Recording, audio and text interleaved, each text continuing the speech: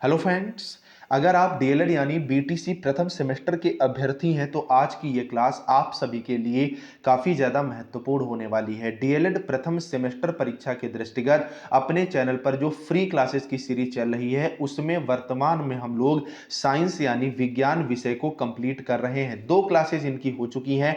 आज हम लोग तीसरी क्लास जो है वो कंप्लीट करने वाले हैं। आपको मैं बता दूं, ये क्लासेस एकदम लेटेस्ट पैटर्न पर और पूरी की पूरी थ्योरिकल क्लासेज हैं और इन क्लासेज में बाकायदा डायग्राम मतलब चित्रों की सहायता से आपको एक एक चीज जो है हम आपको समझा रहे हैं। तो उम्मीद है आपने पिछली 2 क्लासेज जो हैं वो जरूर देख ली होंगी। अगर नहीं देखी है तो प्लेलिस्ट बनी हुई है, जाकर के देख लीजिएगा। इसी के साथ साथ सीडीपी की सारी क्लासेज जो हैं वो कंप्लीट हो चुकी हैं, उनकी भी प्लेलिस्ट बनी हुई है। कुल 18 वीडियोज हैं ऑब्जेक्टिव डिस्क्रिप्टिव के साथ, उनको भी आप लोग जरूर देख लेना। और चैनल पर नया हो तो भैया चैनल को आप लोग जरूर सब्सक्राइब कर लो, जिससे नेक्स्ट क्लास का नोटिफिकेशन सबसे पहले आपको मिल सके। तो चलिए आज की क्लास की तरफ हम लोग बढ़ेंगे। तो आज का हमारा जो टॉपिक है काफी ज्यादा महत्वपूर्ण है और यहां से आपका शॉर्ट के साथ साथ वेरी शॉर्ट और ऑब्जेक्टिव तीनों तरह के प्रश्न देखने को मिलते हैं। तो आज हम लोग बात करेंगे पत्तियों की। पत्तियों को अंग्रेजी में हम लोग लीफ या लीव्स के जो हैं वो नाम से जानते हैं। सबसे पहला सवाल यही उठता है कि पत्तियां जो हैं वो कितनी प्रकार की होती हैं। तो पत्तियां 2 प्रकार की होती हैं, जिनमें पहली आपकी सरल पत्ती होती है अर्थात जिसे हम लोग सिंपल लीफ बोलते हैं, और दूसरी आपकी संयुक्त पत्ती होती है जिसे हम लोग कंपाउंड लीफ के जो है वो नाम से जानते हैं। तो पहले आप यहां पर चित्र की सहायता से देखें तो ये आपकी कौन सी है, ये आपकी सिंपल अर्थात सरल पत्ती है और ये आपकी कंपाउंड अर्थात संयुक्त पत्ती है। तो जो सरल पत्ती होती है ये एक इकलौती पत्ती होती है, मतलब पेड़ में क्या होता है जो भी पत्तियां निकली होंगी वो सिंगल सिंगल निकली होंगी। और जो कंपाउंडेड लीफ होती है इनमें एक आपका जो है ये तने वाला भाग होता है और इनमें अलग अलग पत्तियां जो हैं वो आपको देखने को मिलती हैं। तो जो अनेक पत्तियों का मिश्रण होता है उसे हम लोग संयुक्त अर्थात कंपाउंड के नाम से जानते हैं, और जहां पर एक पत्ती होती है उसे हम लोग सिंपल अर्थात सरल पत्ती के जो है वो नाम से जानते हैं। चलिए हम लोग इसको स्टडी अब अच्छे से कर लेते हैं। तो सबसे पहले बात आती है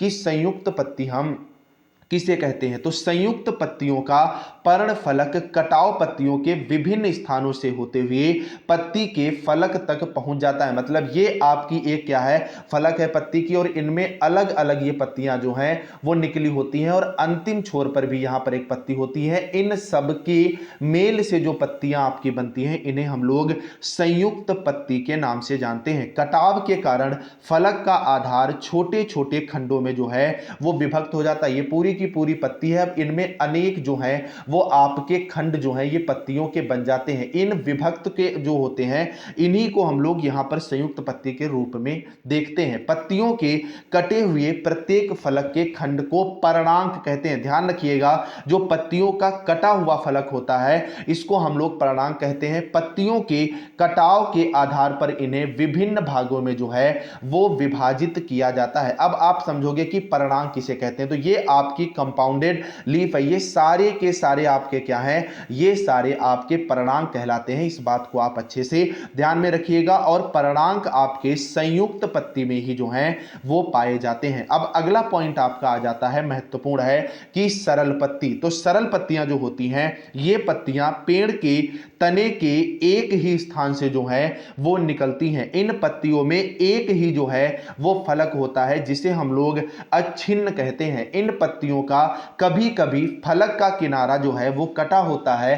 फलक के कटाव के आधार पर इन्हें जो है वो हम 2 भागों में बांटते हैं। तो आप यहां पर अच्छे से देख सकते हैं ये आपकी कैसी पत्ती है, ये आपकी सिंपल लीफ मतलब सरल पत्ती है। और इनमें क्या होता है, एक ही फलक होता है। एक ही फलक के कारण इनको हम लोग जो है वो सरल पत्ती के नाम से जानते हैं। आप इस बात को अच्छे से ध्यान में रखिएगा। और इसे हम लोग जो है अच्छिन्न भी कहते हैं एक फलक को। अब इनको 2 भागों में बांटा गया है। तो पहली आ जाती है आपकी हस्ताकार पत्ती और दूसरी आ जाती है पिच्छाकार संयुक्त पत्ती। तो हस्ताकार जो पत्ती आपकी होती है, ये जो आपको दिख रही है ये आपकी हस्ताकार पत्ती है। ये पूरी की पूरी कैसी होती है, समतल अर्थात फ्लैट होती है। और दूसरी आपकी पिच्छाकार संयुक्त पत्ती होती है, इनमें क्या होता है, ये भाग थोड़ा सा उभरा हुआ होता है और ये जो पीछे का डंठल होता है ये पीछे साइड में थोड़ा सा दबा हुआ होता है। फिलहाल आपको ये ध्यान में रखना है कि सरल पत्ती के 2 भाग होते हैं, हस्ताकार पत्ती और दूसरा पिच्छाकार संयुक्त पत्ती। अब हम लोग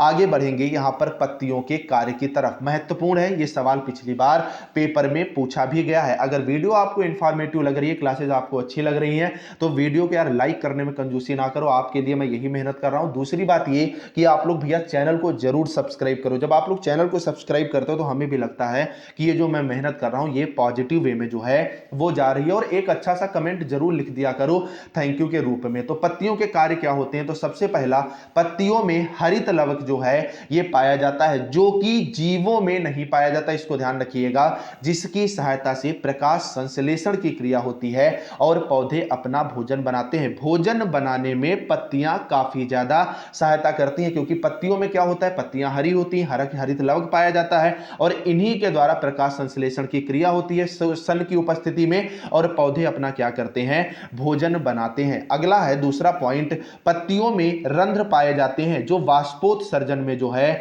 वो सहायक होते हैं। अब यहां पर अगर आप इन पत्तियों को देखोगे तो आपको ये बाकायदा जो है यहां पर रंध्र दिखाई पड़ेंगे। तो ये इन रंध्रों पर क्या होता है, जब वाष्पोत्सर्जन होता है तो इन पर पानी जो है वाष्प के रूप में रहता है और ये धीरे धीरे पत्तियों को आगे बढ़ने में जो है वो सहायता करता है, इनको विकसित करने में जो है वो सहायता करता है। तीसरा पॉइंट है, कुछ पत्तियों में कांटों में रूपांतरित हो जाती हैं, जिससे पौधे को जानवरों से रक्षा होती है। जैसे आपका नागफनी का पौधा हुआ, आर्जमोन का हुआ, तो इन सब में जो पत्तियां होती हैं ये कांटेदार होती है। कांटेदार पत्तियों से क्या होता है, फल की रक्षा होती है। जैसे एक छोटा सा एग्जांपल आपको देता हूं मैं बेर का, तो बेर में क्या होते हैं, बड़े सारे कांटे होते हैं, तो उससे फल क्या होते हैं, बचे रहते हैं। वो बात अलग है कि आपको बड़ा आसानी से फलों को जो है वो तोड़ना होता है। तो पत्तियां जो कांटों में रूपांतरित होती हैं, इनसे जानवरों की रक्षा भी होती है। अगला पॉइंट है, कुछ दुर्बल पौधों में पत्तियां प्रतान में रूपांतरित हो जाती हैं, जिनसे पौधों को ऊपर उठने में जो है वो सहायता मिलती है। बहुत से ऐसे पौधे होते हैं जो बहुत ज्यादा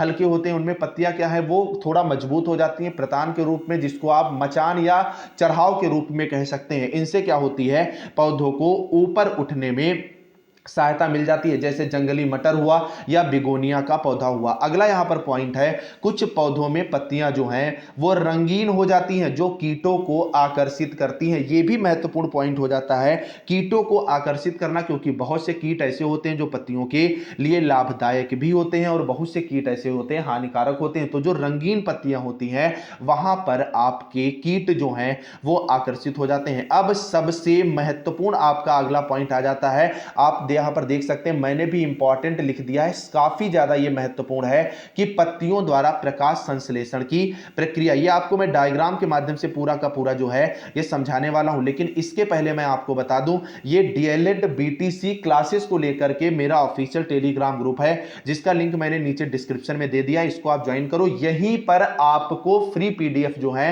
वो क्लासेस की प्रोवाइड कराई जाएंगी। जो पिछली क्लासेस हो चुकी है इनकी पीडीएफ चैनल पर डाल भी दी गई है, और इसी के साथ साथ यहां पर आपको सीडीपी की कंप्लीट प्लेलिस्ट मिल जाती है, ऑब्जेक्टिव के साथ साथ डिस्क्रिप्टिव क्वेश्चंस की। तो ये प्लेलिस्ट यहां पर है, यहां से आप डायरेक्ट ये जो है वो वीडियोज देख सकते हो। तो अब हम लोग सीधे अपने अगले टॉपिक की तरफ बढ़ेंगे। भैया महत्वपूर्ण टॉपिक है, बहुत इंपॉर्टेंट है, आपको बहुत अच्छे से समझ में आ जाएगा। तो यहां पर है पत्तियों द्वारा प्रकाश संश्लेषण की प्रक्रिया। तो पहले आप इसको डायग्राम के माध्यम से अच्छे से समझें। तो यहां पर आप देखोगे ये क्या है, आपकी पत्ती है पूरी की पूरी, ठीक है। अब इसमें है क्या, ये आपका कार्बन डाइऑक्साइड है जिसे आप CO2 के नाम से जानते हो, और ये आपका क्या है, वाटर है अर्थात जल है, और इससे बना क्या, आपका ऑक्सीजन, और ऑक्सीजन के साथ साथ ये कार्बोहाइड्रेट भी होता है, कहीं कहीं पर को ग्लूकोज के भी नाम से जानते हैं। कहने का मतलब ये कि जो आपका ये जल है, ये जल जब कार्बन डाइऑक्साइड के साथ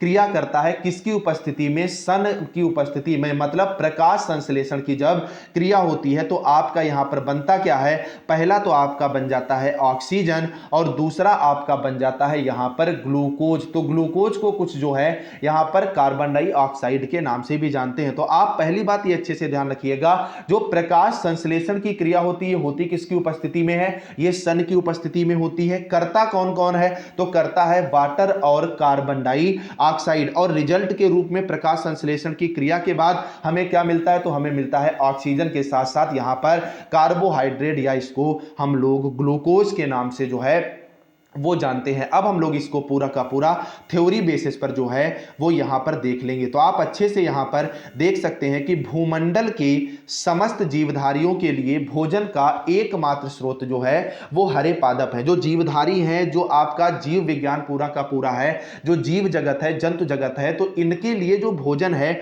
उसका स्रोत क्या हो जाते हैं? हरे पादप हो जाते हैं। और वो अलग अलग रूप में आपके होते हैं। पौधे जड़ों द्वारा भूमि से अवशोषित जल तथा वायुमंडल में कार्बन डाइऑक्साइड लेकर पत्तियों में उपस्थित हरे रंग का पदार्थ क्लोरोफिल की उपस्थिति में भोजन का निर्माण अर्थात संश्लेषण करती है। मतलब जो पत्तियां हैं ये क्या लेती हैं? आपका जल लेती हैं, इसी के साथ साथ जो वायुमंडल में आपकी कार्बन डाइऑक्साइड है इसको लेती हैं, और सन की उपस्थिति में जो आपका प्रकाश संश्लेषण की क्रिया होती है, किसकी उपस्थिति में? क्लोरोफिल की उपस्थिति में। और क्लोरोफिल की वजह से ही पत्तियों का हरा रंग होता है, और इसी के द्वारा जो है ये भोजन का निर्माण होता है। आगे आप देख सकते हैं इस क्रिया में सूर्य की प्रकाशीय ऊर्जा का जो है वो उपयोग होता है। जैसे हम लोग जो खाना बनाते हैं, जो जीवधारी खाना बनाते हैं, तो अलग तरह की ऊर्जा होती है। विद्युत ऊर्जा के माध्यम से भी हम लोग भोजन वगैरह पका सकते हैं, इंडक्शन वगैरह के माध्यम से, या जो हम लोग लकड़ी वगैरह जला सकते हैं, तो इनके माध्यम से हम लोग भोजन बनाते हैं। लेकिन इनके पास प्रकाश संश्लेषण में केवल और केवल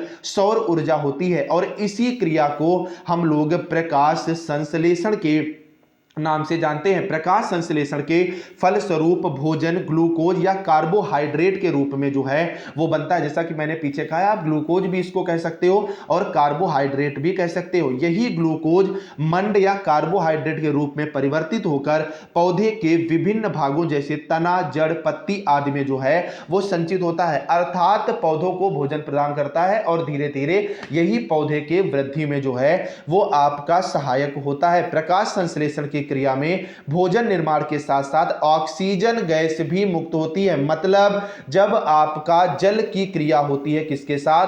कार्बन डाइऑक्साइड के साथ। किसकी उपस्थिति में? प्रकाश संश्लेषण अर्थात सन की उपस्थिति में। तो आपका बनता है कार्बोहाइड्रेट, अर्थात इसको हम ग्लूकोज कह सकते हैं। साथ ही साथ में वायुमंडल में आपकी ऑक्सीजन भी जो है वो मुक्त हो जाती है। मैं बार बार आपको फिगर के माध्यम से इसीलिए समझा रहा हूं जिससे आपको अच्छे से समझ में आ जाए और आपका सवाल गलत ना हो। तो आप देख सकते हैं जल ने क्रिया करी कार्बन डाइऑक्साइड से सूर्य के प्रकाश और क्लोरोफिल की उपस्थिति में। क्लोरोफिल कहां उपस्थित होता है? हरी पत्तियों में। और हमारा बना क्या? ग्लूकोज के साथ साथ ऑक्सीजन। तो ये पूरी की पूरी प्रकाश संश्लेषण की जो है ये आपकी पत्तियों में क्रिया होती है। उम्मीद है आज की क्लास आपको काफी ज्यादा पसंद आई होगी। अगर पसंद आई है तो भैया वीडियो को लाइक करो और अपने कॉलेजेस के व्हाट्सएप ग्रुप्स में शेयर करो, व्हाट्सएप स्टेटस पर लगाओ, जिससे मैं आपके लिए लगातार मेहनत कर सकूं। वीडियो अच्छी लगी है तो थैंक यू जरूर लिखना, और ये सीडीपी वाली प्लेलिस्ट जरूर ज्वाइन करो। साथ में डिस्क्रिप्शन में टेलीग्राम ग्रुप का लिंक है, उसे ज्वाइन करो, वहीं पर पीडीएफ मिलेगी। चलिए फ्रेंड्स,